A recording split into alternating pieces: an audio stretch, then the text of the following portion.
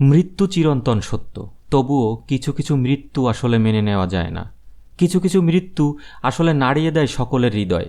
ঠিক সেরকম একটি মৃত্যুর সাক্ষী হলো বাংলাদেশ। হ্যাঁ, আসিম জাওয়াদের কথা বলছি, যিনি বিমান বাহিনীর অফিসার হওয়ার স্বপ্ন দেখেছিলেন, কিন্তু এক আকস্মিক দুর্ঘটনায় সেই স্বপ্ন দুঃস্বপ্নে পরিণত হলো।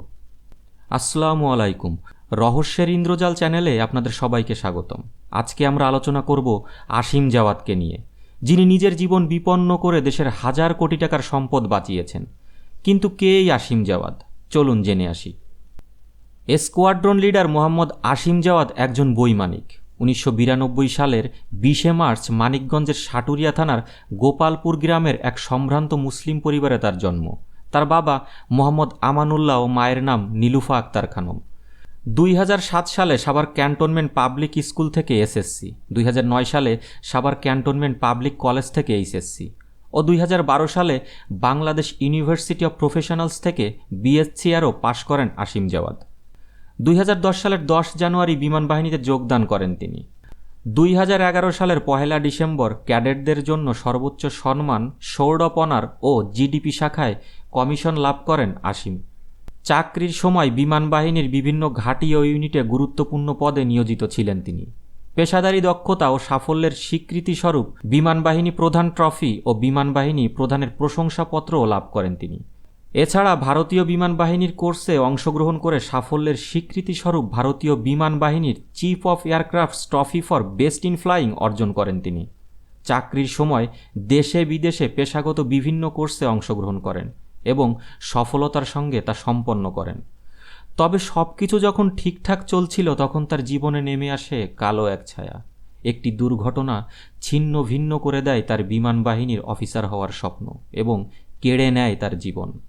চট্টগ্রামের কর্ণফুলী নদীতে বিমান বাহিনীর প্রশিক্ষণ যুদ্ধ বিমান বিধ্বস্তের ঘটনায় তিনি নিহত হন। বিমান বাহিনী রিয়াক 130 প্রশিক্ষণ বিমান নিয়মিত প্রশিক্ষণের অংশ হিসেবে 9 মে বৃহস্পতিবার সকাল 10:25 দিকে চট্টগ্রামে বাংলাদেশ বিমান বাহিনীর জহুরুল হক ঘাঁটি থেকে উড্ডয়নের পর প্রশিক্ষণ শেষে ফেরার সময় বিমানটিতে আগুন ধরে যায়। এ সময় আসিম বড় ধরনের ক্ষতি এড়াতে অত্যন্ত সাহসিকতা ও দক্ষতার সঙ্গে বিমানটিকে বিমানবন্দরের কাছে ঘনবসতিপূর্ণ এলাকা থেকে সরিয়ে জনবিরল এলাকায় নিয়ে যান এবং বাঁচিয়ে দেন একটি পুরো গ্রাম। দুর্ঘটনার পর বিমানের 2 pilot, wing commander Mohammad Sohan Hasan Khan ও স্কোয়াড্রন লিডার মোহাম্মদ আসিম জাওয়াদ জরুরি প্যারাশুট দিয়ে বিমান থেকে নদীতে অবতরণ করেন। বিমান বাহিনী ও নৌবাহিনীর উদ্ধারকারী দল এবং স্থানীয় জেলেদের সম্মিলিত প্রচেষ্টায় তাকে উদ্ধার করা হয়। তাদের মধ্যে স্কোয়াড্রন লিডার মোহাম্মদ আসিম জাওয়াদের অবস্থা আশঙ্কাজনক হওয়ায় দ্রুত চিকিৎসার জন্য তাকে বিএনএস পতেঙ্গাতে নেওয়া হয়। সেখানে কর্তব্যরত চিকিৎসক তাকে মৃত ঘোষণা করেন। তার বয়স হয়েছিল 32 বছর 1 মাস 20 দিন। তিনি স্ত্রী, এক কন্যা, এক পুত্র, মা বাবা এবং অসংখ্য গুণগ্রাহী রেখে গেছেন। এদিকে দুর্ঘটনার কারণ অনুসন্ধানে ইতিমধ্যে বিমান বাহিনীর একটি উচ্চ পর্যায়ের তদন্ত কমিটি গঠন করা হয়েছে। কিন্তু বাংলাদেশে আমরা দুর্ঘটনার কারণ অনুসন্ধান করতে করতে হয়ে গেছি বড়ই অনুসন্ধিৎসু, করতে পারছি না এর সঠিক সুরাহা, যার ফলে আমরা হারাচ্ছি একের পর এক দেশের সম্পদ।